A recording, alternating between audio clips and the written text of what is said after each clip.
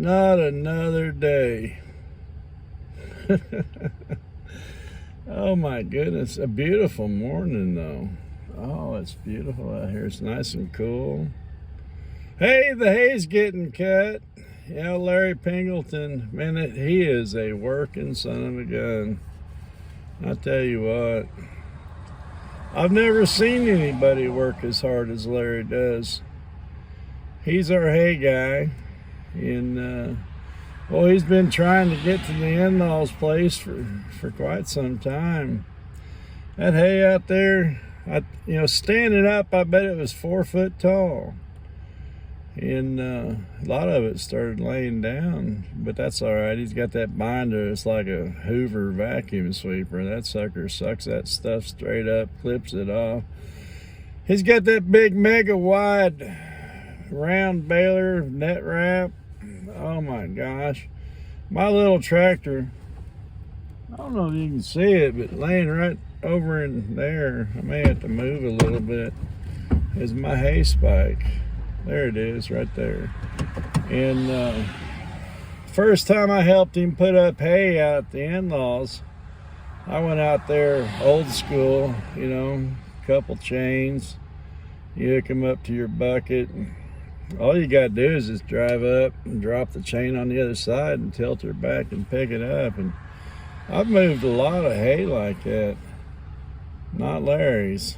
Them suckers were like, I don't know, 1,800 pounds. My liquid filled tires kept lifting up off the ground. So I run up to Hirsch, believe it or not, picked up that hay spike. We went back out there and got the tractor all set up.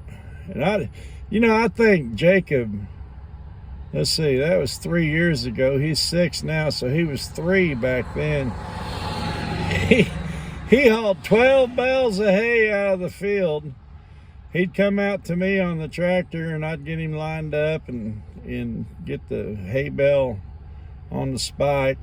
And then he'd run through the gate, cross the field, through the gate, through the next field, and get up to where Grandpa was. Then Grandpa'd get him lined up and set that hay bale down. That boy's gonna be a worker too, I think, I hope. But anyhow, Larry started cutting out there. I believe it was last night. We're excited. Oh my gosh, we have got so much work into that property. When my in-laws moved back out there, it wasn't nothing but 40 acres of trash. Larry will tell you too, that first year, there was probably just as much cocklebur and black locusts in the hay as there was anything else. Oh my goodness. I don't know how many thousands of dollars we spent in chemicals and fuel. My little red tractor. She's the little red tractor that could.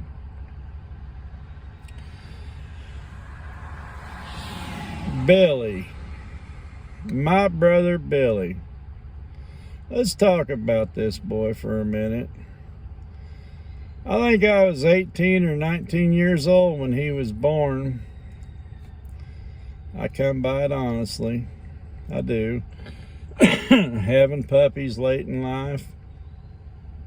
I know I was in the service when he was born. So I was at least, I think I was 18. I think I was 18 when he was born and maybe 19 or 20 by the time I met him. But, him being the youngest of the Grab boys, we paved his way. We really did. Old Billy. By the time he got to Truman High School, they're like, just get him graduated and get him out of here. He's the last one.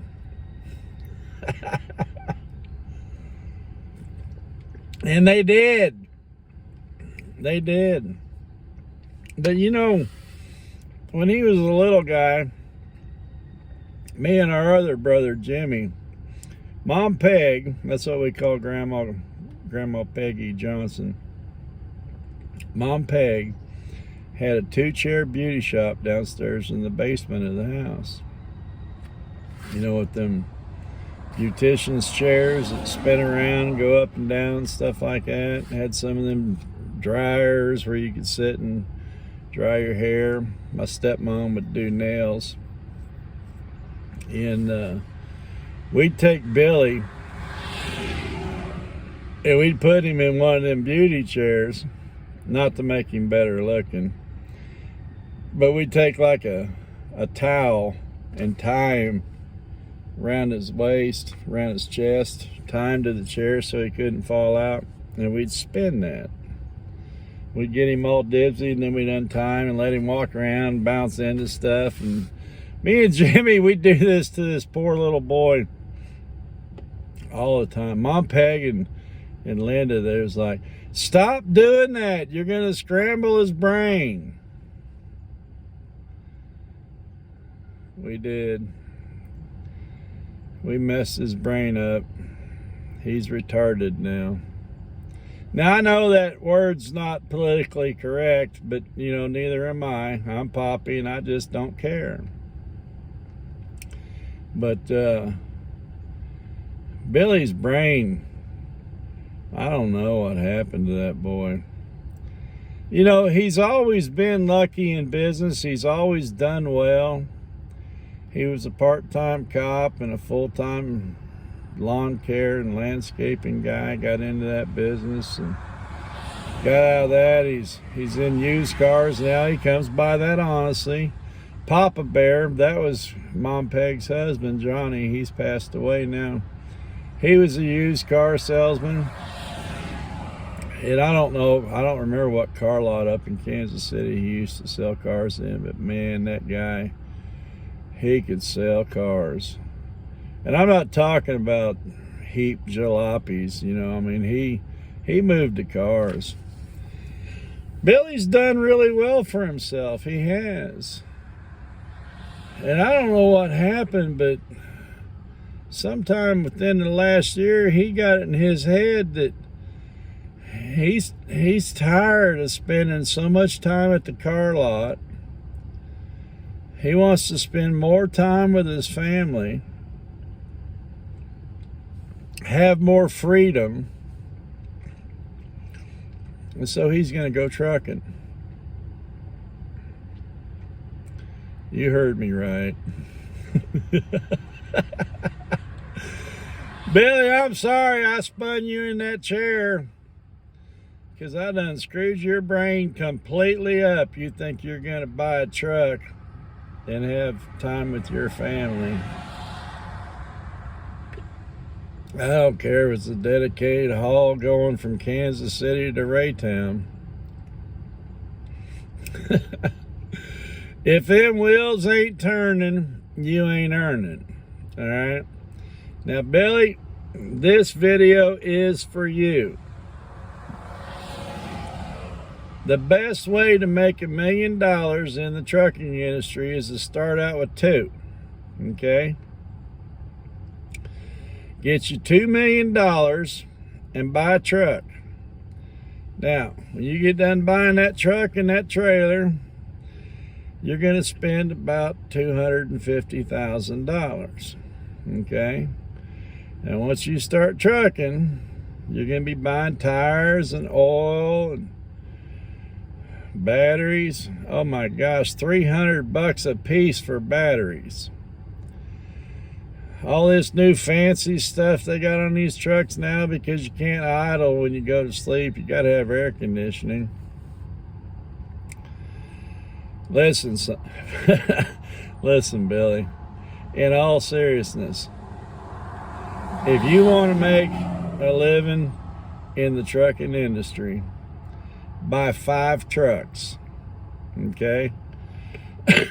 Buy 5 trucks, put a team in one, and a solo driver in the other 4, and you sit at home and broker freight. That's the only way you're getting home time while you're working in the trucking industry. 5 trucks, get you a fleet. That way, if one breaks down, you got 4 others still out there working. Keep those suckers maintained. Every month, put money back into every single truck. Every single month. Best trucking company I ever worked for was IWX, and every time I hit a yard, they did a bumper-to-bumper inspection on the truck and the trailer, and they fixed something every single time I got to a yard. And sometimes that's 3 times a week.